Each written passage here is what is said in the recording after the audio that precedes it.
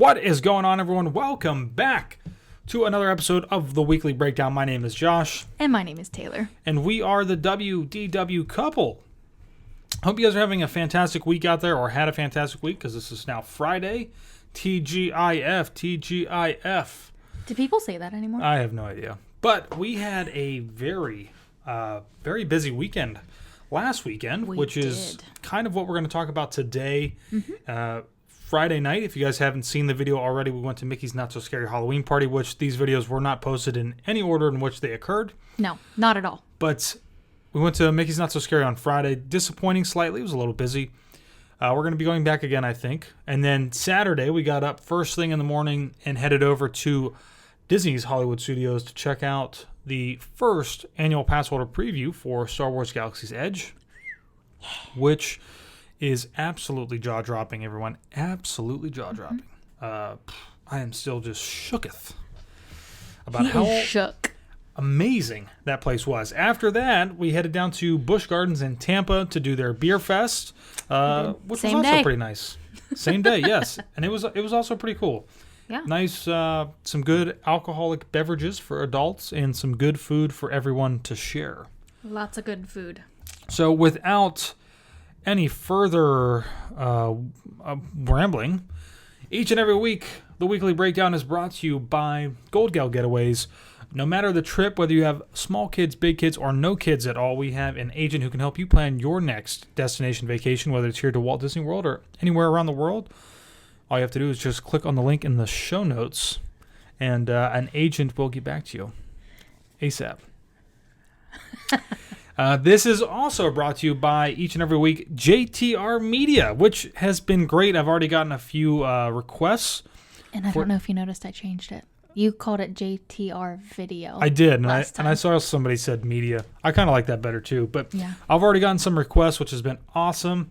Looking forward to setting that kind of stuff up and getting rolling on the ball with that. So if you guys don't know, it's a new company, I guess, basically. I feel really weird saying that. But it's a new business that we are kind of starting, and it is just basically trying to capture memories of whatever it is that you're doing, whether it's coming to the parks or going to the beach, engagement sessions. I'm even trying to do some weddings. I'm actually doing Taylor's cousin's wedding in October, which is going to be a lot of fun. A little nervous about it, but I think I'll be all right, I hope. But there is a link in the show notes that you can click on, and if that's something that you'd be interested in, fill it out, and I'll get back to you. We're excited. And we are going on our first group cruise. Don't forget, I know we keep mentioning this, but January 26th to the February 2nd, I believe, of 2020. First group cruise, Royal Caribbean, Harmony of the Seas. It's going to be awesome. Yeah, I don't know if anybody out there knows, but this is not being provided to us by any means. We actually have one payment left, I think. Which we're paying for ourselves. We're paying for ourselves to go. Nobody's paying for us to go. So pretty excited. You know, when you get close to making that final payment for your vacation, it is exciting, and I can't wait. Because once we do that, then we can officially official. It's officially official, and we can really start diving into the activities that we are going to be doing on board. Oh, yeah. Each somewhat week, I have been doing a runDisney series. This has really been getting lost in the mix of everything that we have been doing.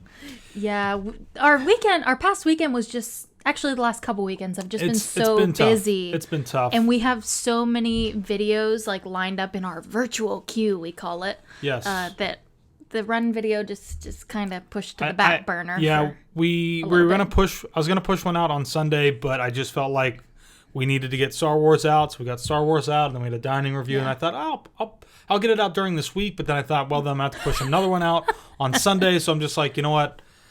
Sunday, it's going to be the day we're going to get back into the swing of things, talking all about running for the Dopey Challenge. So if you guys don't know, I'm doing this with the Dragon Master Foundation. They are set on beating childhood brain cancer. And because of that, I am trying to raise some money for them. So if you guys would be so inclined, there's a link in the show notes. You can click on. I think there might even be a link in the actual description of the video.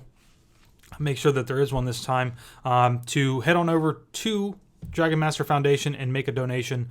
I would appreciate it. There are plenty of families and kids out there that would appreciate that as well. So moving into this week's top stories from theme parks around Florida. I almost said Orlando, but... Yeah, Florida. Because we're starting with Busch Gardens, which is not in Orlando. Busch Gardens is in Tampa Bay. And Beer Fest is currently happening at Busch Gardens. We actually just went and checked that out. Josh briefly mentioned that earlier. And if you live in the area, it is a great thing to go check out. Or if you're here on vacation and don't have anything going on a Saturday or Sunday, because it is only happening for like the next 3 weekends. And something else to look forward to is Hallowscream, which is going to be starting soon for this Halloween season. And I know Josh is really looking forward to that. I did not go yet, so I don't know what it's like. Yeah, I'm pretty excited for it. I know we talked briefly about it in last week's episode, but it's going to get started next month in September. And it's going to be running through, I think, till about November 3rd, which is quite a bit of time. And you can get if you are local and you don't know this, or you're coming down for whatever reason, you're going to be here for a while, you want to check this out, you can actually spend, I think, like $80 and get like a season pass compared to one night, which is like $40. Just kind of makes sense just to spend the $80 if you can. Yeah, especially if you live around here or like to go to that kind of stuff. Yeah, so pretty exciting. It is. And moving right along into Universal, talking about Halloween Horror Nights is coming back again. It is starting, I think, September 6th. I just actually bought my frequent fear pass. I'm pretty excited. I'm going to be going to opening night with Nate. Oh, are you? I think so. I think he said he's going to try and take off. So I'm pretty excited. Nice. We're going to have a lot of fun. I hope we don't have any plans. I don't think we do, but hopefully not. If we do, I guess we're going to have to cancel those plans. I'm not planning on going to like the middle of October November. Oh my gosh, September. I'm going in the middle of September. You're going to go in November? No, September. Our friends Tommy and Walter that we went with last year are coming back down, and we are going to go with them again. Yeah. Plus, I'm kind of glad because I liked the order that we walked through the houses. Like, Walter, who was literally like, or at least acted like he wasn't scared, walked in the front. And then Tommy, who was a little jumpy. And then me, who was really jumpy. And then Josh, who tried to be scared, but he kept seeing where we were all getting scared, so...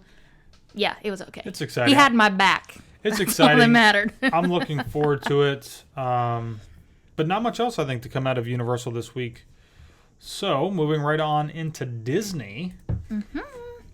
We're just kind of keeping the news short this week because we're really excited to get into this topic. We are. And we have a lot to cover in that, so. But yeah, if you guys haven't heard yet, there's a new $300 season pass to Mickey's Not So Scary Halloween Party. And I'll tell you what, after... the opening night on Friday of Mickey's Not So Scary Halloween Party, this actually sounds to me now to be a little bit more enticing just because, and I'll explain why, and this is the reason why. Paying the amount of money that we paid for us to go was awful because it was so busy. It was so packed. It was really tough to do anything, but if you spend this $300 per person, by the way, at least then, even if it's busy, it's not like... oh, I have to deal with these crowds the entire time. It's like you can come back whenever you want to any Mickey's Not So Scary Halloween Party, meet characters one time, go back and trick-or-treat the entire time, go back and just sit, get a spot. Like, wherever you would want to sit and watch the parade, you can literally just sit there because you can come back any other time and see everything else or do everything else. So you can just sit wherever you want as soon as the party starts and just camp out there if you wanted to. And I can kind of see that as being enticing, but... I still think it's pretty expensive. I mean, the frequent fear pass you can get to go to Halloween Horror Nights is about $150 or something like that. It's like in that range. Yeah. And it's only Mondays to Thursdays, I think. But I think that's a way better offer than to spend $300 on this, where it is just jam packed and you can't really do much, which is kind of awful. But It also just doesn't make sense for us to do it this year anyway, because we have so many things going on this fall. We just had some family here. We have some friends coming back down. Yeah. We have a couple other things planned that we're doing this fall. So if we would have known about this, not on the day the Halloween party opened and maybe like a month in advance, we may have done something like this. It's something, if they do it for the Christmas party, we could possibly consider. Yeah, maybe. and then we could go back for more. And it really does make sense if you're a local or if you plan on being here a lot. And I'll tell you what, there were multiple people who had stopped us to talk to us while we were there, and they had all said, I mean, not all of them, but all of them had said that they upgraded their ticket and bought the $300 ticket. And not all of them were locals either. Nope. Some of them were people that actually live up north, and they plan on coming back down. But I will say, you only have to go to 4 to get your money's worth. You do. And I think the 31st is blocked out from that season pass. Yeah, because there's 36 parties and you can only go to 35 with the pass. Yes. But let's not drag into this too much because this is not what this week is all about. No, it is not. This week is about Star Wars. And speaking of Star Wars, before we jump ahead there, I don't know if you were missing this, but... No, I saw it. Disney Cruise Line and Disney... It's not like really a big announcement, but they're kind of doing a land and sea vacation in early 2020. If you don't know the Disney Fantasy, which we actually got to do, this was really cool. We didn't plan on it. It just happened to happen. On the Disney Fantasy, you can have a Star Wars Day at Sea, which is literally like the entire day. The entire day from the time that you get up. There are characters from the movies out and about, walking around. It's awesome. And like characters you would never see in the parks. Just walking around the ship. And they have some special things going on. I'm sure it's changed and become probably better than what it was even when we went. Yeah. It's just awesome, though. There's activities that you can like kind of pre-register for and book in advance. Like we got to meet C-3PO and R2-D2 and Darth Vader, which were like pre-registered. But then they have like a ton of characters that are just literally they're just out walking around in the atrium. They've got Pole Patrol up on top of the in the family deck area up where the poles are at. So something to consider. They're trying to get you to do the cruise, and I would say go to Star Wars Galaxies Edge first and then do the cruise. Because the cruise is a lot more relaxing. Yes. Yeah, so do land first, then go to sea. And you're going to need it after dealing with the crowds at Galaxy's Edge. So. Yeah, but if you are interested in booking a land and sea vacation, going to see Star Wars Galaxy's Edge, and then going on a Disney cruise with a Star Wars Day at Sea, you can book that through Gold Gale Getaways. You can fill out a quote, which we will have the link to in the show notes. Shameless plug. Can't believe I almost forgot. And moving into this week's breakdown, we are talking all about Disney's brand new, most amazing, so interactive Star Wars Galaxy's Edge. At Disney's Hollywood Studios. It is absolutely amazing, guys. If you haven't had a chance to get down there and see it or whatever, if you haven't been watching videos, I don't blame you. I have tried to avoid all of the videos coming out of Disneyland because I wanted to be surprised. And I think we did a really good job of capturing our own excitement. Yeah. We were like kids in a candy store. I was like especially you. I was like super pumped. I was so excited. So the video that we posted of our experience going into the land on our YouTube channel, people were commenting saying they don't know if they've ever seen Josh more excited because he literally was so excited and like almost couldn't contain himself. Yeah, I mean, I was. I don't know what else to say about that. It was something that was, I think to me, I couldn't believe it. Like Pandora was awesome. Yeah. Like when we got in to go see Pandora, that was really cool. It was awesome to see those floating mountains. But the land is so small. Mm-hmm. And when we made, when we went through that little tunnel and we started walking through the land and everything started to come into view that we were seeing, I was stunned. It was like a real plant. It's like it was a real place. It was literally like when we walked through that little entranceway, it was like we were transported out of Hollywood Studios and walked through some like time continuum into Galaxy's Edge. It did. Like onto Batuu. Like, yeah. I mean, because it was crazy. Whenever I was thinking about leaving, I totally forgot that we still had to exit. I know. I said the same thing. Like I totally forgot about that. It was crazy. And it was just, oh my gosh. And I wish we could be back there. I wish we could be there for opening day, but not doing that. And from some of our friends who have been talking about getting there the night before to get in line for the park for like the next day, I can't even imagine the amount of people who are going to be there for opening day. No, I literally can't. I kind of wonder if Food and Wine's really going to do anything to draw away the crowd, and I just don't know if it's going to. No. I mean, Disney World is really trying to draw people other places. Yeah. Like they have the Winnie the Pooh meet and greet at Epcot that's opening. They have Food and Wine Festival the same day. Of course they had to do that. And then there's a couple things going on in Animal Kingdom, and I think there might even... Is there something going on in Magic Kingdom that day? I'm not really sure, but I definitely know Animal Kingdom and Epcot are definitely having some things going on that same day. So I think they're trying to draw the attention of maybe some locals to go to those other places and not go to Galaxy's Edge. And obviously to some extent it is working because we're not going to be there. No, we're not. We're going to go to Food and Wine, but I think that also helped for us because we got to do the pass holder preview first. And maybe because of that, a lot of annual pass holders will avoid going to Galaxy's Edge. I don't know. I mean, we're just going to have to wait and see. But I am actually kind of excited to see the video and the tweets and everything that is going to come out of that opening day. Of how insane it's going to be. People just taking pictures or videos saying, I'm in line at 6 o'clock the night before on the 27th. Or whatever. Or whatever they're doing. I don't know. I know there were people in line at 1 a.m. for Toy Story Land, and that was not as big of a deal as this is. Yeah. So I don't know. Maybe Disney... Do they do annual pass holders, though? Previews for Toy Story? They weren't until after. Remember, it was pass holder playtime. That's right. Because it wasn't ready until right before it opened. So I don't know. We don't know if it'll make a difference or not. No, we really don't. But I don't think it's going to. I think it's still going to be super packed. Crazy. But before we dive into this, though, I really want to say that where the Millennium Falcon is in this land is so far tucked back in the corner. Like, you really have to walk through Galaxy's Edge to get to it. When we rounded that corner, because we talked about Josh's excitement and how awesome it was. When we rounded that corner, I felt similar, but more excited here. It felt similar to... Sorry, my coffee's cold. Oh I can't drink it. To walking into California Adventure to Cars Land. When we first walked into Cars Land, you walk under that arch, at least the way we walked into it. And when we walked under that arch, there was these mountains that I had been longing to see, literally forever.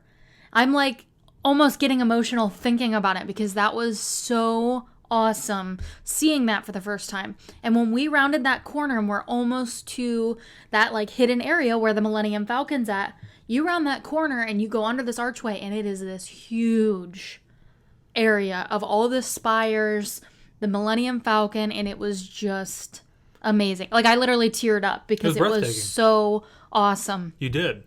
I did. And then when we were walking behind the Millennium Falcon, just getting in the queue, because luckily we were some of the first people getting in that queue and walked right on the ride. But our friend Scott and I, we were literally talking about how we had chills because it was just so amazing. Yeah. But we are now going to start talking about it and actually giving you some more details about, what's there, what you can do, and... I mean, we can still chat a little bit. I do want to say, I'm sure we'll bring up some other I do want to say that it was really cool to come around there and see the Millennium Falcon, and then everybody just started cheering. Oh my gosh, they did. It was so awesome. I think that was pretty cool. Not that we were the first people ever to see it, obviously. No. But it was still cool for that day to be able to experience that, and those people feeling the same thing that you're feeling, and it was tough to try and capture all of that too, because I'm trying to shoot video of what we're seeing, and then I got Taylor over here who's I'm tearing up, I'm gonna cry. I'm like, well, I got to get that's gonna be great. That's great footage. So I did have somewhat of a dilemma, but I'll tell you what, it was somewhat. The only thing that I can say that was two things that were disappointing that day. Disappointing? Yes. Number one is knowing that after that day, until who knows when, I know what you're going to say. We're going to have to try and get there early and rope drop Millennium Falcon if we want to do it. And then by the time December rolls around, it'll be Rise of the Resistance, which will help pull maybe a little bit of the crowd, and it might be 50-50. But I think Rise of the Resistance, depending on when it opens up and it's opening up December 5th, but when that second entrance is opening up from Toy Story area, Rise of the Resistance is the entrance to the ride is basically right there when you come in off of Grand Avenue. So that's disappointing. The second thing that was disappointing was being there so early that we were walking very fast. I didn't even realize I just did that. Did you catch that? Walking very fast. Cool whip. Through the line, through the standby line. Yeah, and so it was very difficult to also then again capture our emotions and still capture what was going on as we were walking through, because the level of detail that goes into that attraction, and I mean we'll continue to talk about it more, but that was also disappointing. That is one time that it is nice to walk through an attraction for the first time, is to be able to capture some of those details that. I mean, we didn't get a lot of time because it's like there is no line. We've got to keep moving. Yeah, but we could have gone back through and stood in the 70-minute wait. Well, exactly, right. But I mean, at that point, it's like, well, you can rope drop, and then maybe just wait 30 minutes. Wait for some of the crowd of people to go through, and then kind of jump in, and then maybe you're waiting like 30 minutes, and you can kind of take your time going through there and getting some photos, or video. Yeah. But yeah, other than that, I mean, I really wasn't disappointed with anything else. I mean, it was just awesome. So I heard a lot of people don't like it, but I think they're crazy because I thought it was awesome. I didn't hear anybody say they didn't like it. Apparently Josh doesn't check Twitter because the Diz Twitter literally doesn't care about Galaxy's Edge. I don't know. I'm kind of, we were also getting comments, and I don't know if these are just people that are just trolling or whatever, but there was like people like, oh yeah, great sights, but nobody's enjoying it because they've got their phones up in the air. It's like, of course people have phones up in the, like, people want to come, like, they're still enjoying it. Like, I still enjoyed it. Even walking, holding the gimbal almost up above my head, and so I could see the crowd as we were walking, like, I was still able to see what we were doing. And I can tell you this right now. Those people who were holding their phones up in the air, I don't even think that they really cared that much about what they were capturing. No, they were, like, walking like this, so they couldn't they couldn't see their screen. Yeah, so no. They're literally just trying to capture them walking in. Yeah. And they are still seeing what is going on with their eyes. So, and of course, there's still the rumors out there like, oh, it's a fail, it's a total bust. I'm telling you right now, Star Wars Galaxy's Edge, at least in Walt Disney World, is not a bust. It is absolutely fantastic. But I digress. Let's actually break down into what we're talking about today, considering that we're about 25 minutes in. Yeah, whatever. So let's start here. For some of you who may not have been there yet, or maybe you have been to Disneyland, or you've been to a pass holder preview, or a cast member preview, or whatever, but a lot of people might want to know, what exactly is Galaxy's Edge? Because everybody pretty much knows what Star Wars is, but what is Galaxy's Edge, actually? It's a great place to start. Because Galaxy's Edge, that phrase right there, is not actually like a planet or a place. It's not what you could say real world from the current Star Wars universe. This is a universe that has been created by Disney and Lucasfilms and whoever else was also in collaboration with this amazing thing that they have done. Yeah. And created this new world. And who knows, in future Star Wars projects, it may become something that is like that. Maybe it will become something. So... But anyway, this is from the Disney website. I actually put this in here so we could just give you... And just before you get started, let's preface this that basically Star Wars Galaxy's Edge has almost its own website of everything that is going on, right? It's got its own thing. Well, it's on the Disney World Parks website. Right. But it's literally like its own special page. Yeah. Yeah, Josh was a little surprised when he saw me looking at it earlier. I was, because I hadn't seen it He was like, whoa, what is that? But anyway, this is how it goes from the website. On the edge of the galaxy, between the unknown regions and wild space, there is a long-forgotten planet named Batuu. Batuu's largest village is a settlement known as Blackspire Outpost, which has become a thriving destination for those who would prefer to go about their business unnoticed, such as scoundrels, rogues, smugglers, and recently, Whispers in the Woods, reporting sightings of individuals associated with the Resistance. News of the Resistance has drawn the attention of the First Order, eager to stomp out any remaining flickering of opposition to their absolute control. Amid this brewing conflict sits an exotic outpost surrounded by a beautiful landscape dominated by the petrified remains of towering ancient trees, from which Black Spire Outpost draws its name. The modern village is built on the remains of crumbling structures built by a long-extinct civilization. Now you are invited to visit this beautiful and treacherous village of secrets built upon secrets. Very interesting.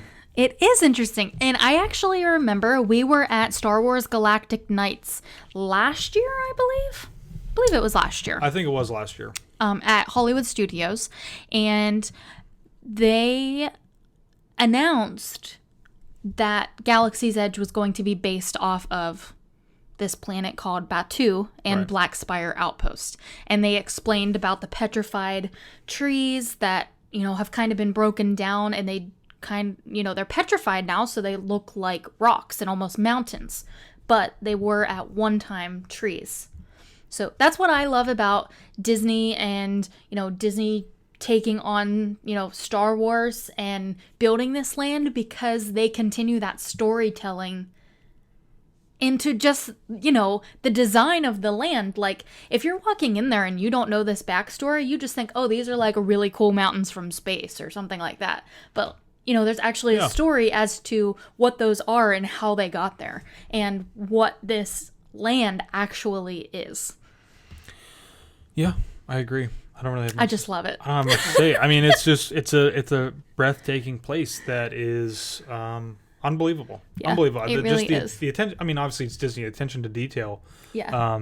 Is second to none, and they hit it out of the park. Yeah, and actually it's called Black Spire Outpost because if you look around, most of the spires are actually like a grayish, like almost silver color, but there is one single spire that is darker than the rest, and it's basically black. Mm-hmm. It's kind of right in the center, near the antiquities shop, and it is the Black Spire. So this is Black Spire Outpost.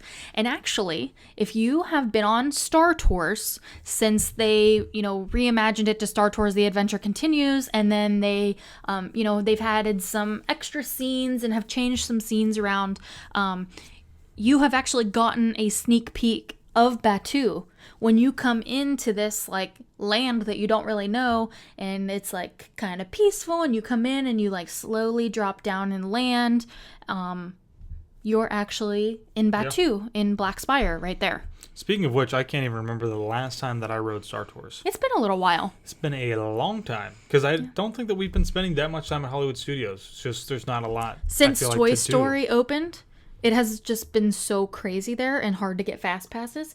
For most anything. Yeah, if you don't know, whenever we like really first started making our YouTube videos, I actually was going to Hollywood Studios every single Monday. First thing in the morning, I'd get there at 8:30. There was literally nobody there. Yeah. Now it's like you get there at 8 o'clock and there's already a line out to security. So I'd get there at 8:30. I'd go ride literally all the rides in the parks. I'd book same day fast passes, and then I'd go home. Yeah. But then Toy Story Land opened and everything changed. Yeah, and it's been busy. I mean, it still draws in some crowds, obviously. Yeah. It does. It is just so busy. So if you guys don't know, even busier now. If you guys don't know, there are going to be multiple entrances into Star Wars Galaxy's Edge or Black Spire Outpost. The main one right now is Grand Avenue. This is where everybody's coming in and out. I don't know if we have an official release date for the Toy Story area entrance. No, we don't. Yet. And if you don't know where Grand Avenue is, just in case you haven't been to Hollywood Studios in a while or whatever, Grand Avenue is actually right next to Muppets. And it's like the little area by Baseline Tap House that they kind of reimagined a while ago. And it's... Yeah. You walk right into the entrance of Galaxy's Edge there. Basically, the theory is that Grand Avenue is basically just designed to start queuing people to get into the land. Yes. So we're already assuming that we're going to be at capacity, obviously, opening day. Oh, yeah. Both probably for Star Wars and maybe even Hollywood Studios. That might be the first time Hollywood Studios has ever reached capacity. Yeah. Because it didn't for Toy Story Land. Toy Story Land, they had reached capacity for the land. For the land, yes. And the lines were all over the place. I mean, it was going all the way out past... Great Movie Ride. Yeah. So I can only imagine what this is going to look like for Star Wars Galaxy's Edge. I'd actually just like to be there just to see what the line looks like, but somebody and not actually go into the land. Somebody will be there to capture Somebody it. So. please post a video so we can see it. Yeah. Twitter. And Twitter. then, Hashtag #DisTwitter. Yeah. And then, so Grand Avenue, Toy Story Land, and then eventually this new Star Wars hotel, the immersive hotel, is going to have its own special entrance and access into the land that only those people staying at the resort will be able to use. And I don't even know if they're actually going to let people in that aren't staying there. I think that's, like, you cannot get into that hotel unless you have a reservation. So. Oh, yeah, and it's expensive. They've released some... I don't know if they actually released dates. Sort of details that it's going to be, like, over $1,000 per night per person. So... Insane. Pretty crazy. Pretty crazy. Moving on. Something that I'm sure a lot of people have been wondering what the characters are going to be like in this land. So from what we've noticed, there is no typical meet and greet with the characters set up anywhere. At least not as of yet. Not as of yet. Of annual pass holders and cast From members. the way it looks so far, the characters are just kind of not necessarily, kind of free roaming in the land. Mm-hmm. They almost have like a little path they kind of follow by, and that way their little almost caretakers that we call them like know where they are and can see them and that sort of thing. But we have seen Chewie, Kylo Ren, Yep. followed around by stormtroopers, and Rey has actually been the coolest. We saw her with a bunch of other little kids. They were like being spies, rebels, or whatever, and they were like running around the land, and they were like trying to be secret and everything.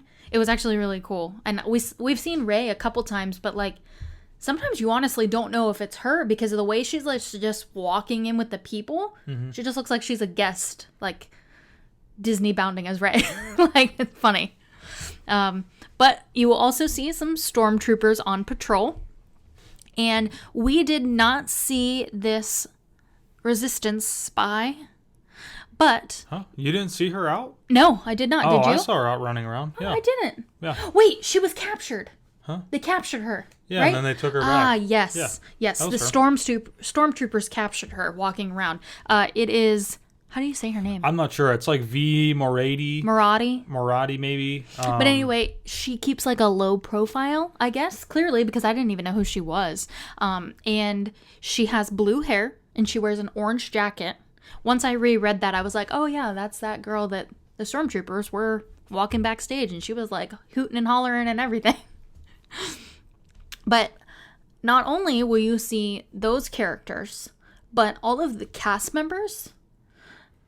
Technically, they're still considered cast members, but they also all have like their own kind of unique stories about how they got there, and they really make sure that you are immersed into the land. They'll tell you stories. They don't know who Mickey Mouse is. They don't know what Disney's Hollywood Studios is. They don't know what Disney World is. Yeah. They don't know in quotation marks, because I had Mickey ears on. And 2 different cast members came up to me and said that those were really weird antennas on my head. Yeah. And they asked if I was getting good signal. I think what this is going to be is a much better immersive representation of what Pandora was originally supposed to be. Pandora and the cast members in there were originally supposed to be very immersive with a language that they could speak and talk to you in. And I don't think we ended up seeing any of that. And I did not notice this while we were in there, but if any of the custodial staff had special outfits for in there, I didn't see that. I didn't notice that. And Pandora, the custodial staff still wear the same custodial staff as the rest of the park, right? Yeah. The white dress-up shirt and pants and the hat. Yeah. And which... is not a big deal, but whenever you were trying to sell Pandora, the world of Avatar as being its own separate place, then all of a sudden, you've got a custodial staff member who's literally walking in from... Who we thoroughly appreciate for helping keep the parks clean. Oh, this has nothing to do with those... Anyway. This has nothing to do with those individuals. No, it doesn't. It has to do with Disney's theming. The costuming, and theming. Whenever you're watching those cast members walk in from Africa or Discovery Island or wherever they're coming in from, pushing the carts, it kind of destroys the theming. It kind of destroys traveled light years to get there. This idea. So I didn't notice that. Maybe they are still just standard custodial members, with their same thing. But and it might also be a thing where it's like, well, what do you have, like custodial staff that's devoted only to Star Wars land? Maybe, maybe not. I mean, it is pretty big.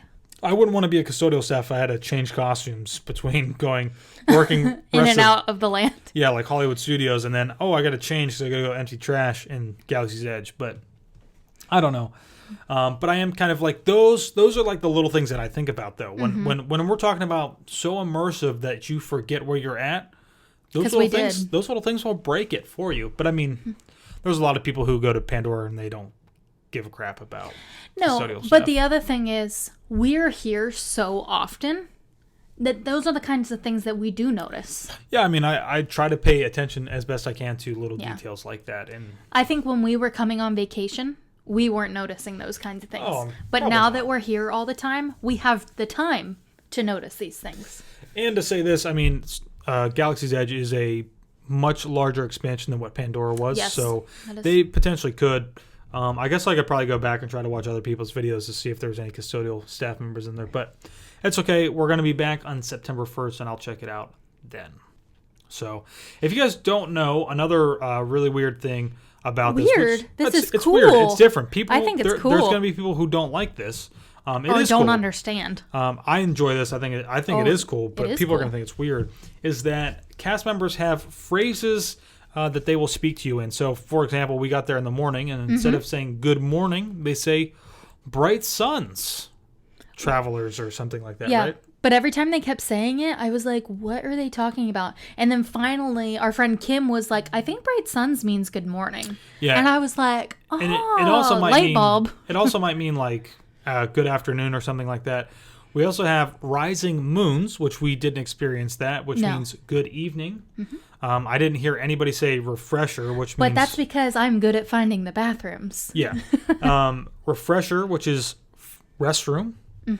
We have hydrator, which is for the water fountains, which I didn't see... I did see a couple, I guess, but I mean, I wasn't looking for this. Yeah, they were near the bathrooms. They were near the refreshers. They were near the refreshers. Credits, which is money, that's a pretty standard one. I think it's pretty easy to... We did experience that anytime we bought something. Buying food. And then cell phones are considered data pads. So whenever you're walking around, if you're doing the Disney Parks Play app, and one of them sees you, they're going to say, oh, what are you doing on your data pad? Only the ancient ones know, which means I don't know in English. I'm going to start saying that to people. Only the ancient ones know. Only the ancients know. Oh, no, it's only the ancients know. Okay. Only the ancients know. And then till the spire or may the spires keep you, which is goodbye. Another thing that we didn't, I don't think I really heard anybody say that, but. Maybe we did on our way out and we just didn't notice what they were saying. Maybe. But because we were like starting to catch on to some of the phrases. Yeah. Like the credits thing, that was really easy to catch on to because it was when we were paying for something. But I don't know that even, and I know this is really about Star Wars, and I keep bouncing back to Pandora because Pandora is the most recent, most immersive land that Disney has created. It's the most comparable. And I don't think they really have anything that compares to this as far as phrases go. I mean, you have Ikni Maya, which means, Sivako, which means rise to the challenge. And Ikni Maya is riding on the Banshee. Yeah. But Sivako is like really the only thing that I hear any of those cast members saying, and that's only when you're going in to experience Flight of Passage. Flight of Passage. So I like this. It's cool. Something that myself and Scott and Kim and Taylor were talking about. I think maybe you weren't part of this conversation, but Scott and I were definitely talking about how I think there will definitely be people who are just going to be like, oh, we were talking about this. Cut the crap and just give me my stuff. Like, give me whatever I'm buying. Yeah. Like, if I'm buying beer or food, just cut to the chase of, like, the runaround or of, like, or, like, if I'm asking, theming. Where's the bathroom at? And you're like, oh, the refresher? You mean the refresher? And like, what? Like, there are going to be people who probably aren't going to like this, but they're going to have waited in line for like 4 hours to have gotten in the land, and it's going to be 3:00 in the afternoon when it's the hottest. It's about to thunderstorm, and they're going to be so over it, and they're going to go in there with a horrible attitude. But I mean, like, but that's part of kind of being there when it opens, and I think everybody needs to have that understanding that. This is what this is. It's supposed to be super immersive. This land is the most immersive land. It's supposed to really dive you into the story. And so... And I think Disney in general is not going to your local amusement park. Disney is going to a place where they are telling stories. Yeah, I mean, of course. I mean, that's what it's all about. That's you can't just plan this trip in a day and expect to have a grand and jolly time. Right, yeah. I mean, you do have to do some planning in advance. GoldGalGotaways.com. All right, let's move into switching up the playlist here. Going into the Play Disney Parks app. I mean, Taylor keeps messing with the... I switched this because Josh had mentioned about the Play Disney Parks app, and we didn't get to experience this, so I just kind of wanted to mention it briefly. Was it running? Yes, it was running while we were there because I was following some other people's Instagram stories like later in the day after we had left Galaxy's Edge because I wanted to still be there and we weren't there. But I was checking people's Instagram stories and they were showing them actually using the app. And I was like, oh my gosh, I totally forgot about that because I remember reading on the Disney website about being able to use the app. Yeah. So I was a little disappointed I didn't get to do it, but that just means we have to try and go back sometime and then do it again. I mean, really, we could spend the entire day September 1st in there, but we'll see. See what happens. We'll see how it goes. It's going to be busy. That's when we're going back. But I would love to try this out. So. Yeah, so I'm just going to give you a little overview of some things you can do. So like I said, we did not try this, and the Play Disney Parks app is an app that you can download on your phone and actually interact with the land. And in Star Wars Galaxy's Edge, this is going to be the most immersive and interactive area that you can use this app. I have used it on Space Mountain, and I have also used it in the line for Toy Story Midway Mania. Maybe just explain if people don't know what the Disney Park Play app is, because this is not like recently new within like the last 6 months, but it's something that has been building, and they've been trying to work out the kinks in it for probably like the last year. And most notably is that they have removed the games that were in Space Mountain. That as you were in the standby line, you would be clicking on the buttons, playing the games. For the interactive queue. They've removed that from the interactive queue. It has now been replaced with the Disney Parks Play app. Same thing goes with when you're going through Soarin', I think. I think Soarin' has a Disney Parks Play. Yes. Instead of using a website, you use the app. Aspect of it. So just explain kind of what that is for people who don't know. Well, that's basically what it is. It's an app, and it turns wait time into playtime. And it's basically a mobile app, like I said, that can help connect family and friends to the Disney theme parks through unique experiences and activities like you used to be able to do in some of the interactive queues, and kind of bring the surrounding areas and queues to life. And the more you explore, the more you will discover. And that's basically it. So it's like games and activities basically that you can play on this app while you are in the queue for attractions, or typically just attractions, and you can interact. That way it kind of makes your wait time not feel as long and boring. And the other thing is too is that the more that you play, there are actual physical rewards, I believe, that you can get. You have to buy them. Oh, they made it so you have to buy them? You have to buy the pins. You cheap sons of guns. Well, I mean, still, if that's something that you might be interested in, the more that you play the app, you will get these rewards that you can then later go to someplace and get like pins and stuff like that, which is kind of cool. It's a cool concept, but yeah. So you can actually explore Galaxy's Edge using the Star Wars data pad, which is your cell phone, on the app. And there's many different ways that you can play in Galaxy's Edge. So basically, get ready to bring adventure to life. You can actually translate galactic languages, both written and spoken, which I did not realize that you could translate the spoken as well, because they actually give you a map when you walk into the land, and it actually has like a decoder so that you can decode things to know what is written on signs for, the different shops and restaurants and that sort of thing. But this will actually translate them right for you. You can also discover cargo and digital goods as you scan objects around the spaceport, including hidden items inside space, shipping crates, and containers. I did not realize that. I cannot wait to go try this. This is going to be awesome. Pretty cool. And then you can tune into communications sent by the planet's many residents to uncover stories and secrets throughout the land, and unscrambled transmissions being sent from far, far away. And you can also, oh, yes, this is cool. You can also use this app to hack into the land's many devices, their control panels, and the droids. So I think that'll be pretty cool. Sounds pretty cool. It does. I want to look and see what's in the shipping crates and stuff. I think that'll be neat. Yeah, it sounds a lot like, if you guys haven't done the Adventures of Agent P, or even some of the Magic Kingdom Sorcerers type of deal. It's very interactive and free. You can make things happen. Yeah, and the best the part app about it is free. That it is free for you to actually do and partake in, which is pretty cool. But getting into the main thing here are the attractions. Yeah, this is probably the biggest thing about the entire park right now. It's where everybody's going right away. Yep, that's where we went. Yeah, which is the Millennium Falcon. Smugglers Run. Yes. You can actually fly the Millennium Falcon on a thrilling interactive smuggling mission.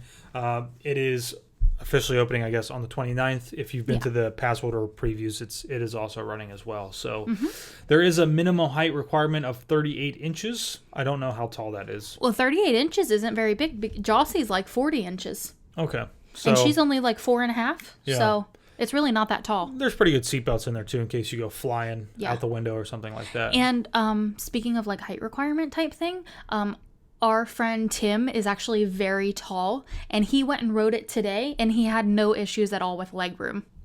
So my friend Carol told me that. It's her husband. Oh, so, okay. Yeah, so just in case you're tall, you should not have an issue riding it, really.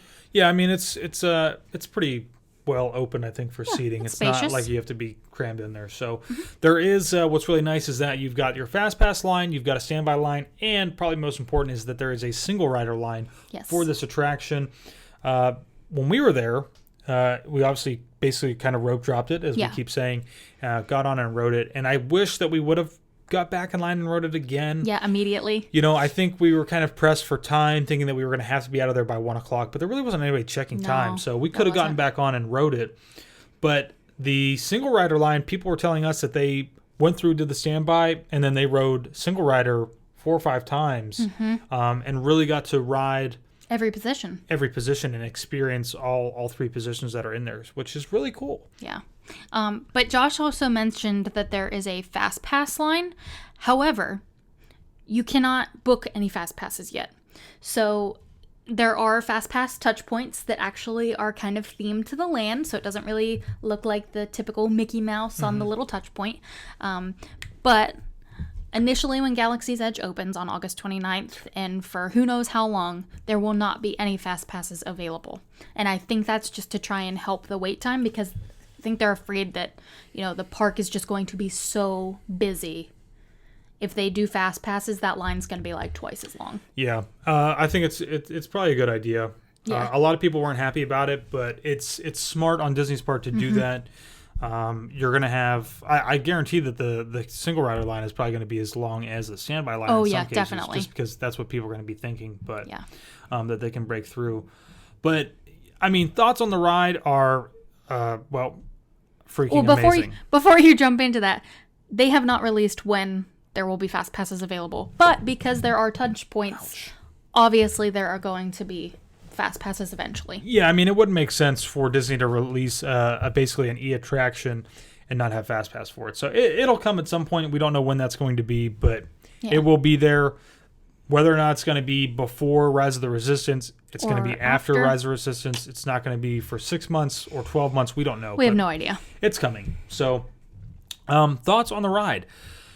An amazing, picturesque background photo drop, whatever you want to call it, before you even step foot into the attraction is the actual Millennium Falcon itself. Yeah. And I don't know how to scale it really would be for a human being to be up there like a normal sized human being. It looks like it's like life size. But it looks pretty life size. I mean, it looks incredible. And as you are moving through the queue, the first part of that queue as you go through the standby is really just kind of circling Behind it. Or kind of going out and around behind it. And what was really cool is that you could see the engines. It looked like the actual thing was on. You could see the blue lights. The blue lights coming on from the engines, which was really cool. As you kind of make your way through the queue itself, there is like this, basically like a workshop kind of maintenance area.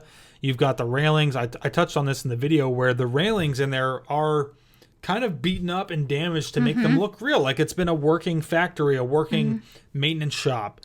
Oh man, it was so great. I wish we had more time to actually like stop and get video. I mean, we can go wait in line. I probably could have, but I didn't. So, and then I think probably the really the best part about going through the queue is that once you get your card, so whenever basically your boarding pass. Yeah, I mean, once you get up to the merge point, and the reason I say the merge point is because single riders and fast pass and standby will all come to this one point. Yeah.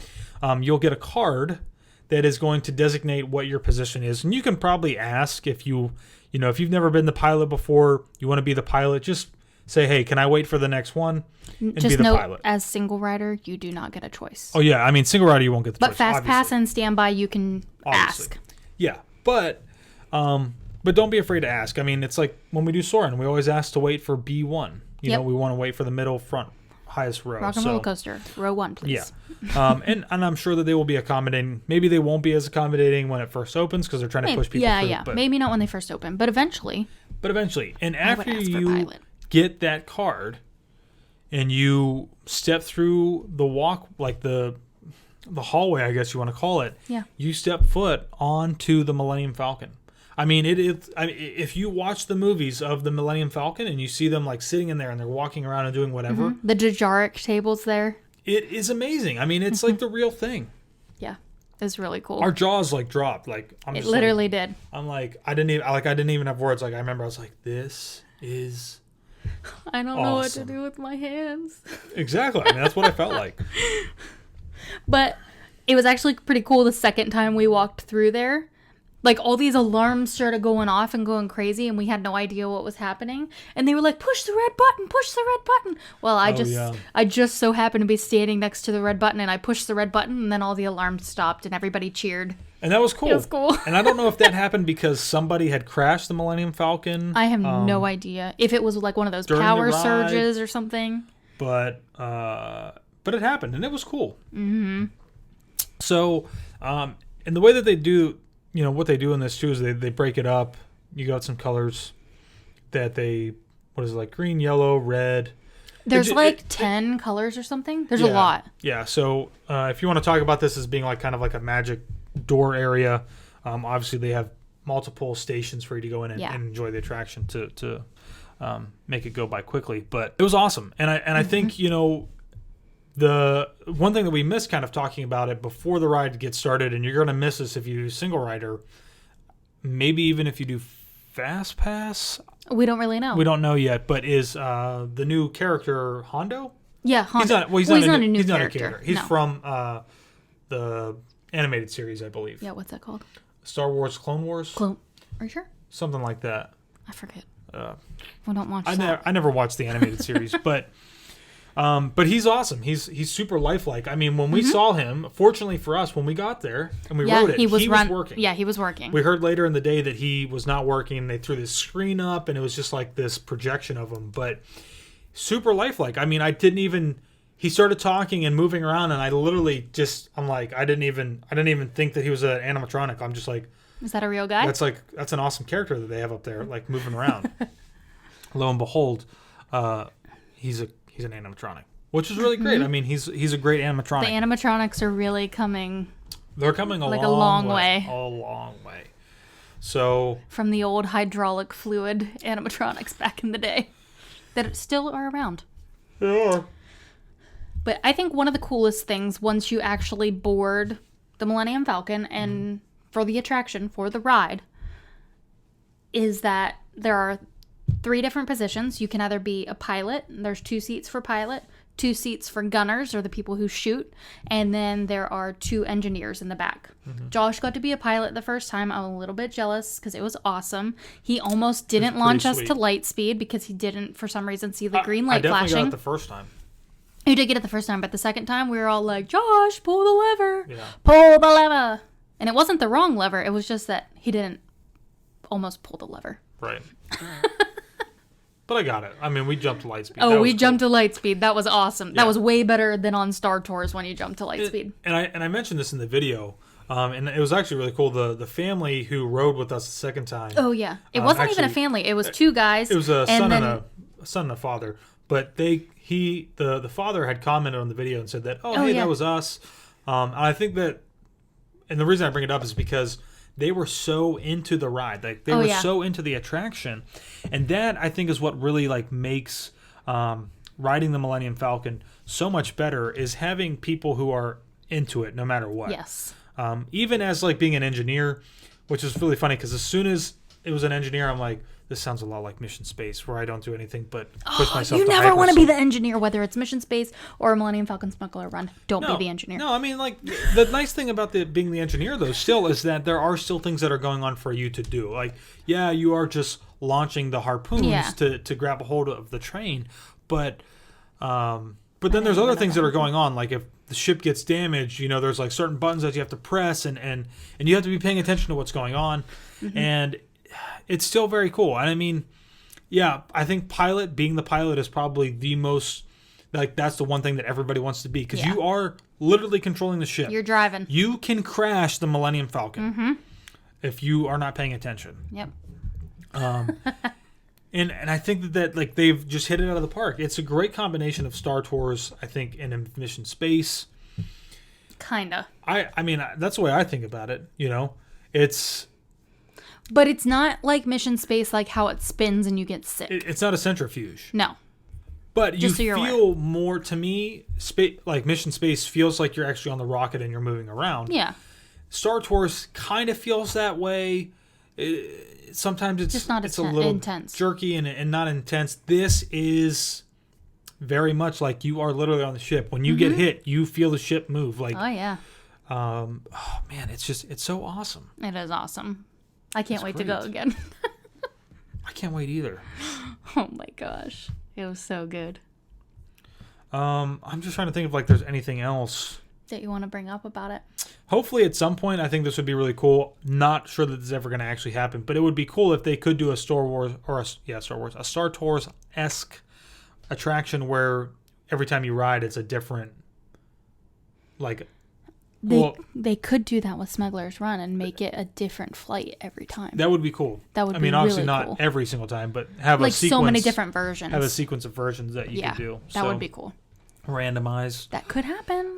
That could happen. And that would be cool if they would ever do that. Yeah. So. But let's not talk too much about it because I know we're really excited. But we just want to mention Star Wars Rise of the Resistance is opening December 5th at Walt Disney World and Disney's Hollywood Studios. Mm-hmm. And we really don't know much about it. They really haven't released much about it. I have heard from some people that this is going to be like the best ride.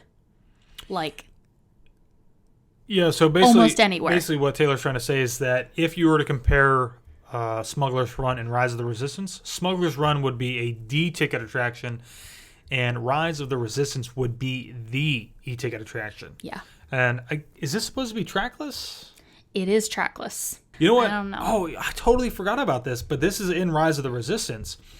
While they were building Galaxy's Edge for a while there, you could see the I forgot about that. Exactly, right? You can see the AT-ATs. You cannot see them in the you can't see them in the park right now because they're in the attraction. Rise of the Resistance. I forgot about that. I forgot about that too till like just this second. So, man, that's gonna be awesome when it ever. That is gonna be awesome. It probably will be the best attraction out there. I don't know. We'll have to wait and see. Yeah, it's gonna have a 40-inch height requirement.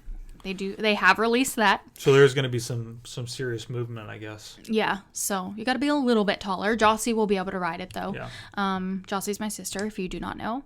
And this is the description from the Disney website. The Resistance needs your help. Hidden in the forest outside Black Spire Outpost, the Resistance is gathering recruits for a secret mission. With the First Order desperate to extinguish the spark of the Resistance, the mission is bound to have an unexpected twist and turn. When your transport is captured by an imposing First Order Star Destroyer with Kylo Ren on board, you're going to need all the help you can get. Fortunately, a covert team of Resistance fighters is at the ready to give you a fighting chance to escape and the chance for the Resistance to rise again. Along the way, favorite Star Wars characters including Rey, Finn, Poe Dameron, and BB-8 will join you in the action to help. And that's all we know. Yeah, I mean, not very much. But something Josh did bring up, we know there are AT-ATs because we saw them. Yep, we saw them being built, and you can't see them when inside the park. you used to drive into Hollywood Studios to the old entrance that is now gone, you could see them. Yeah, I think that's just like a cast member inside the now. building. Mm-hmm. Yeah. Oh man, I'm so excited. I'm excited. It's gonna be great. So, and I didn't realize this till I just reread this description, but Rise of the Resistance attraction is kind of in a foresty area. I know there's some waterfalls back in the queue if you look way back in there. So I'm excited. Yeah.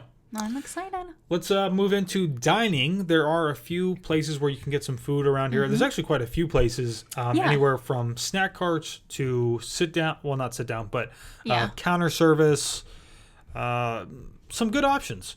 And if you guys haven't seen yet, I'd encourage you to go back and check out our dining review from this past week. Yes! Which was Docking Bay 7 Food and Cargo, located in Galaxies Edge. Yes. Which is a great place. Detailed extremely well. It looks like an old cargo hangar, basically, that they have outfitted to serve food and drinks. And when you're walking around, you'll see some fish-like looking things? I was going to say fish, but basically animals that they've captured and hung, and some of them have been put on ice. Yeah, it's like food. That's what it is. It's a food and cargo hangar, basically. And hungry travelers can fuel up on a galactic grub at this local eatery in Star Wars Galaxy's Edge. It's quick service. They do breakfast, lunch, and dinner. We didn't do breakfast. We did not. Lunch.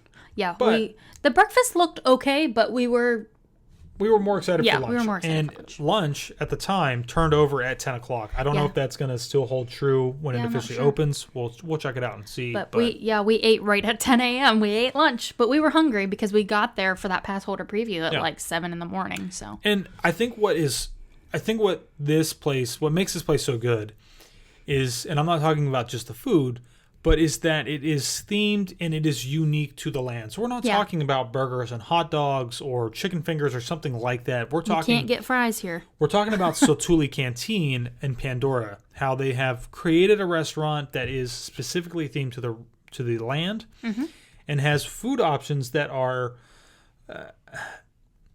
maybe somewhat adventurous, but a little bit pretty Americanized, still pretty safe.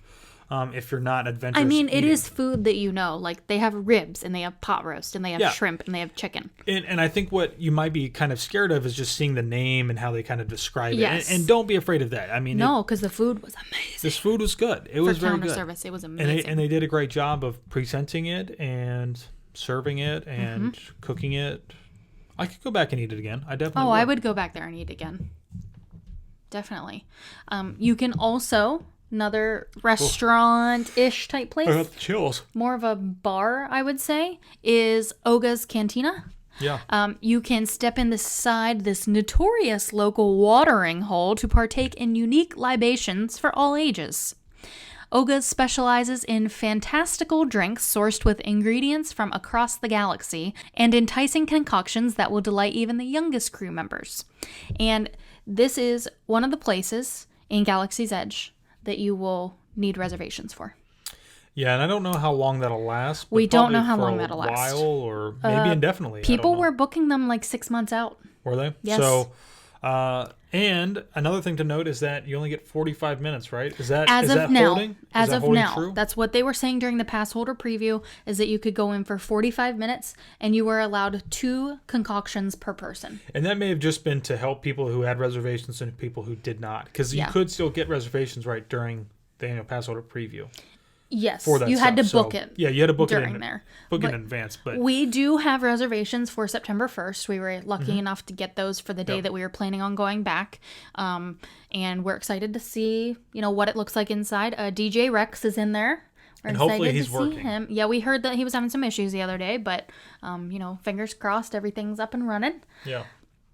We're excited to try some drinks. They do have some souvenir glasses that you can get in there. Great. But at least that's what I'm told. We have not been there yet, so we don't know 100%.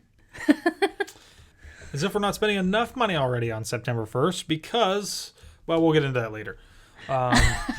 Let's continue on with the bites and beverages.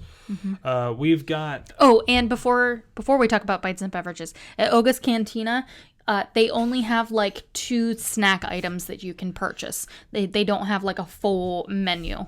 Yeah. And it's not like a sit-down restaurant. Even though you have to have a reservation, you might be able to do standby. They said standby may be available, but you'll probably be waiting a while.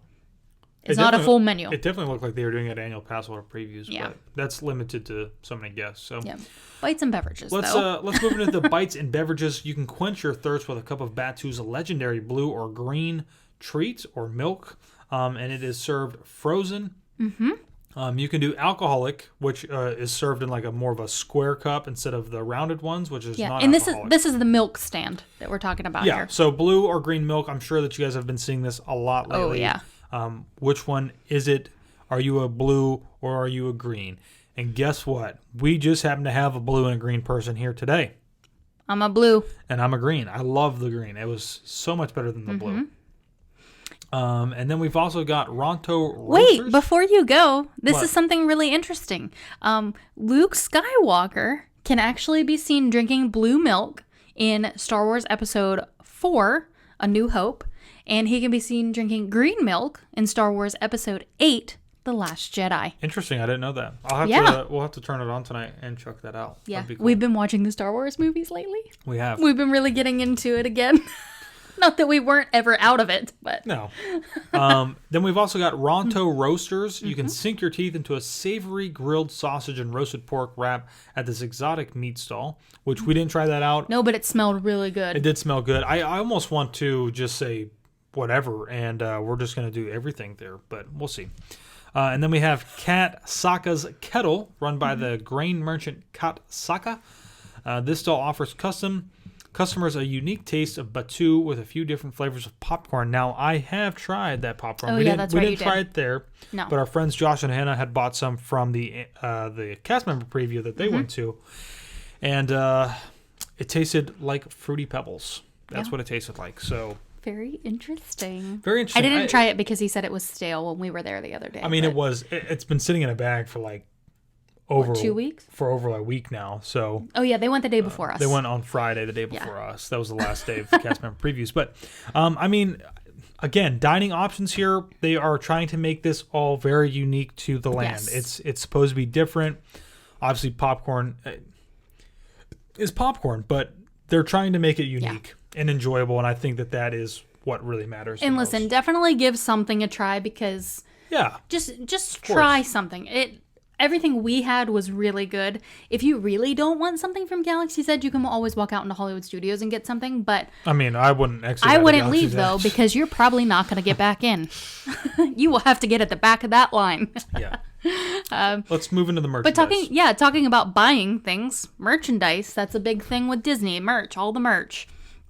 But you can go to, this was actually the first shop that we walked into, was Doc O'Nar.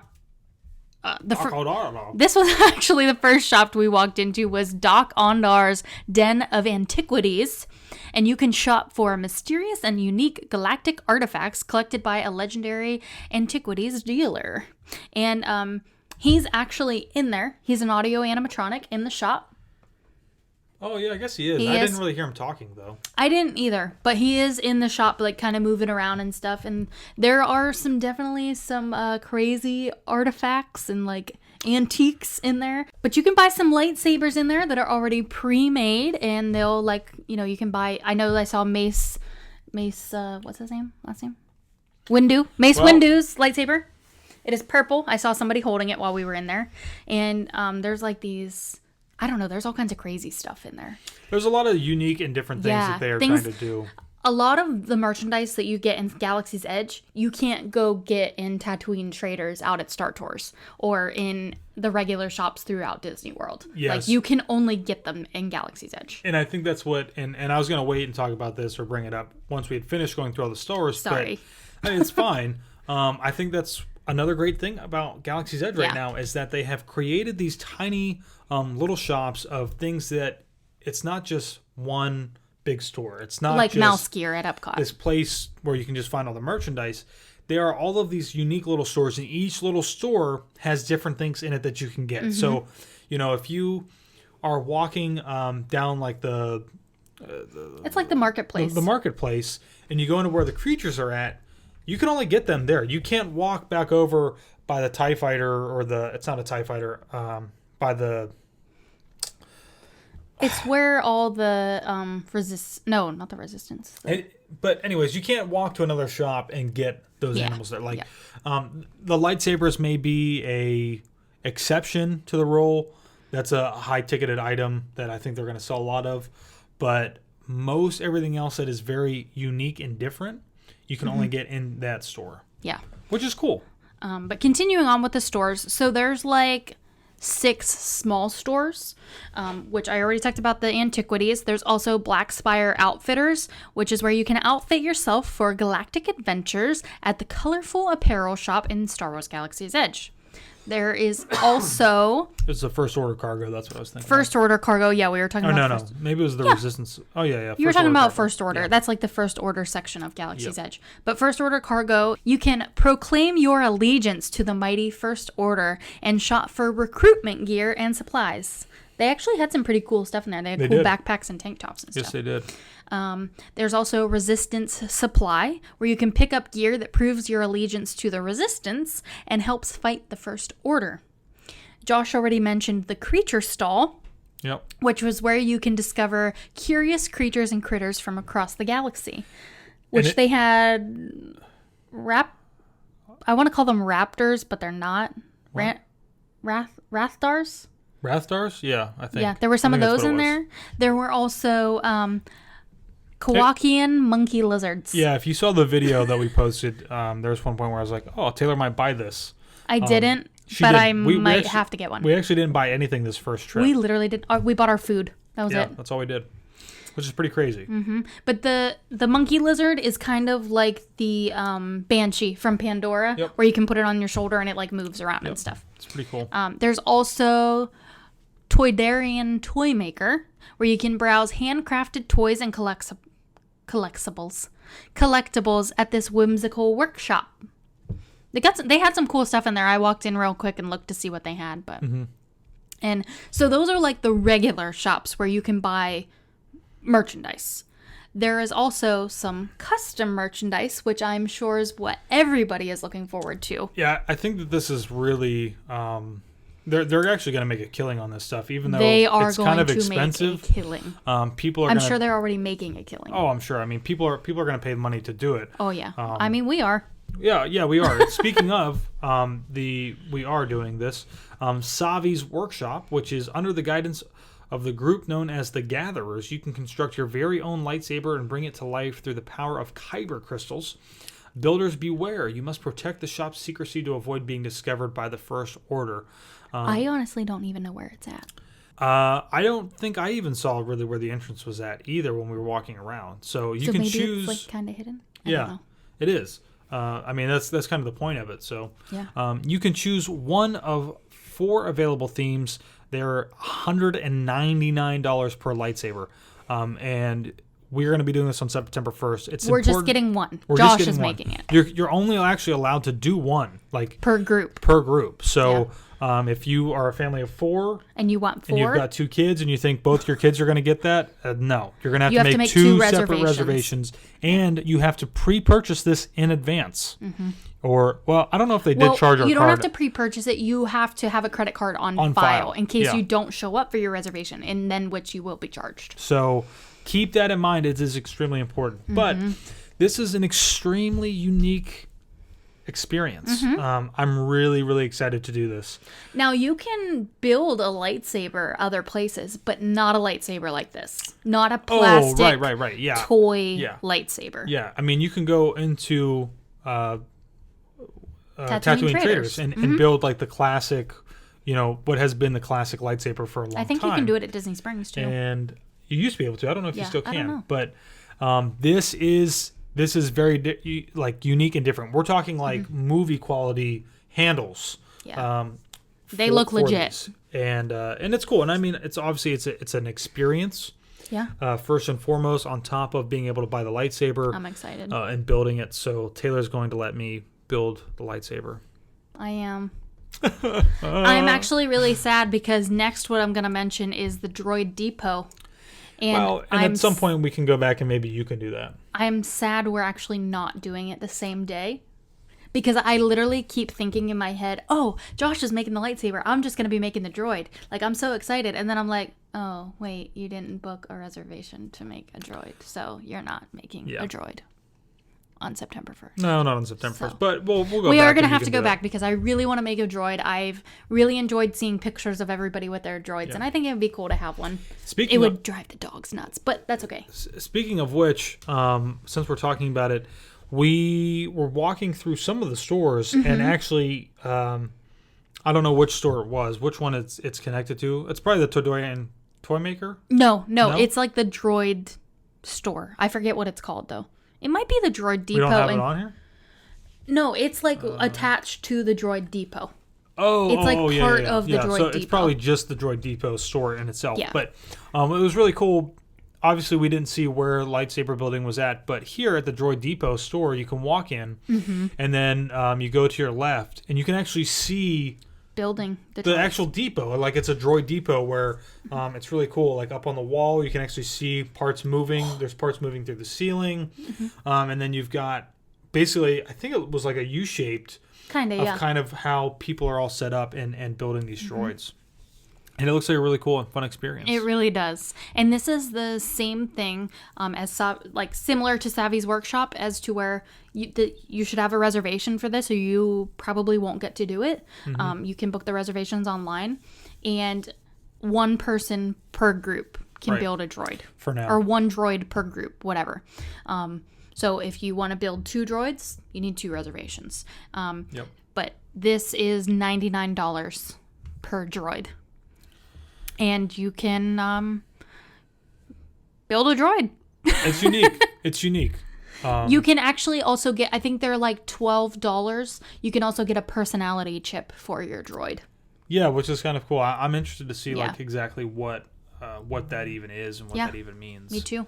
But yeah, I mean, I don't really know what else to really say or talk about. I mean, I'm sure I could talk forever about this because I'm so excited to go back because we had so much fun there.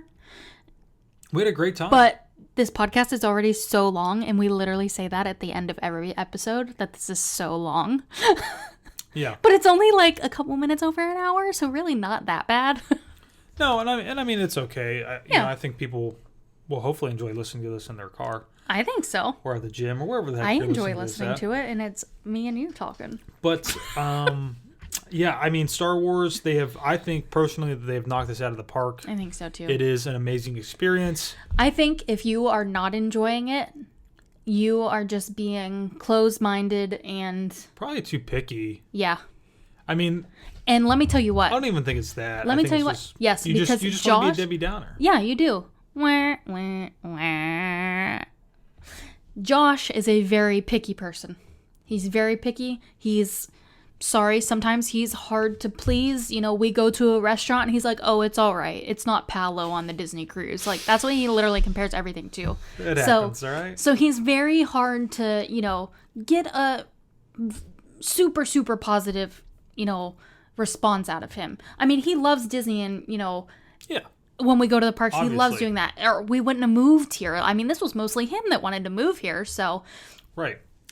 let me just say that Josh was very impressed, and we could not quit talking about it. So Well, I think for Josh to be so impressed, I mean, that it's really good. Here's the thing. I mean, they have touted how this is going to be so immersive and so interactive, and one thing that we didn't really mention is that there are plenty of areas in this land that were not being utilized. No. And I don't mean that as in like they're failing. What I mean is that they are saving these areas for when it officially opens, because they're not trying to give everything away, I think, right off the bat. They still want to keep it fun. They still want to keep it interactive. But and even room for expansion. I mean, I don't And know. I don't know about that. Well, adding some shows at least. But I mean, we definitely saw multiple areas where there were stages or look to be stages where some type of show is going to go on or happen or occur. Something. I mean, yeah, something is going to happen probably. Yeah. So, I'm already impressed. I think that they've already hit this out of the park, and they only have room to go up. And if they stop doing this because they're looking at it as a money aspect, people aren't buying enough merchandise, and they give in to doing this thing of where we're just going to start overloading it with the same stuff, I think that's going to be a mistake. And whether that's going to make a difference for the average guest, maybe not. It's going to make a difference to me. Because to me right now, what it's selling me is how unique just every little thing is. Yeah. Everything has its own place and its own reason, and it should stay that way. If you're going to go all in, which they are, they've got the Star Wars Hotel coming. If you're going all in, you gotta stick with it. Let it ride. Don't worry about what numbers look like. Maybe right off the bat, which I think they're going to be pretty good. And I think some other people may be like thinking, oh, well, they're not selling out of merchandise. It's a flop because they're not selling out of merchandise. Because remember, they used to sell out of stuff all the time. If it was limited edition or like the rose gold ears, they were literally sold out for months that you could not get your hands on. Yep. But here's what I think the thing is. They understand now how much people want these things, and they are making sure it is in stock because they know people are going to come buy it. Yeah. They had so many of those lizard monkeys out. Like, so many. I was like, there's no way those things are going to sell out. Maybe on opening day it will. But there was no way at that annual pass holder preview that stuff was going to sell out. Yeah. And they had a lot of stuff. I mean, there's so many unique things. I think it's going to be tough. There's going to be certain items that do sell out. Oh, yeah. Obviously, not everything's going to sell out. But, there is. But everything is just so unique. And I think that is, they're taking a big risk. They're taking a big risk. But I think if you really think back to maybe the olden days of Disney, where they used to have unique merchandise for different parks and different things, and then they started to see that, well, people aren't really buying the unique stuff. Let's just go to like a generalized Disney parks kind of stuff, and that's what it's been slowly moving towards. This is breaking that mold, which I think is great. And that's what we like, the unique merchandise. Yeah. Because that's what I look for. And it's like, well, you didn't buy anything. Well, yeah, we didn't go in there and just drop $1,000 of money, buying unique stuff. I mean, you don't have to just go in and buy everything right away. Like, Yeah. If it's a limited edition item, you got to buy it. It's nice that there's unique items that we can go in and we can buy one of those creatures. Maybe when we go back on September 1st. Set it on a shelf. And then when we go back 6 months later or whenever we go back, maybe then we can go and buy something else that's unique. It's having the option of doing that and not just being like, well... Oh, well, I didn't buy it at Magic Kingdom. I'll just get it when I go to Disney Springs later. Yeah, exactly. So... You don't have this option there. You don't have this option. And that's all I have to say. So I digress. Let's move into the meme of the week. All right, so we found a meme for this week that is actually Star Wars themed. I kind of thought we needed to stick with the theme here. And it's actually a picture of a guy kind of dressed as Darth Maul. He's got like this. He is. I mean, he's dressing up as Darth Maul. He's like in the process of becoming Darth Maul. He's like got this like red suit kind of thing on. His red suit is wrong, but... It is, but who cares? And then his face, he's got like the horns on, and he's like just finishing up the red and black makeup on his face. And it says, No one cared who I was till I put on the mask. That's like my... That is not how you say it. You say it how you say it. I can't do a very good Bane voice, but... Yes, you can. But he does it all the time. But the meme says, no one cared who I was until I put on the mask. And Josh read it as... I can't do it. Yes, you can. But it was funny. I got a big laugh out of this. Please. I got a big laugh out of this. No, I can't do it. Now you're putting me on the spot. I can't do it. Maybe next time I'll look away. I'll look away. But I just thought it was hilarious because, Darth Maul has somewhat made a reappearance within the universe. He has, especially and he's gonna be... With the Clone Wars series and the other standalone movie. But, yeah, we just thought it was funny, so... hope you guys enjoyed this episode. Hope you guys are going to have a fantastic weekend. I enjoyed this episode until Josh wouldn't do the Bane voice. Sorry. And now I'm going to cry Your myself to life's full of sleep. disappointment, isn't it? Please do the Bane voice. I can't do it. Yes, you can. You did it so good. When I showed him this meme earlier, you did the Bane voice so good. It wasn't even good. And I was cracking up. It wasn't even good. I can't do it. I can't. It's not there anymore. Take your headphones off. It doesn't matter if my headphones are on. No one cared who I was till I put on the mask. That doesn't sound like Bane at all. Yeah, except Bane says it much slower, and that's why it's not right. Yeah, whatever. Please, just do it. I just tried it. Stop. No. Enough. You can do it. No, enough. All right.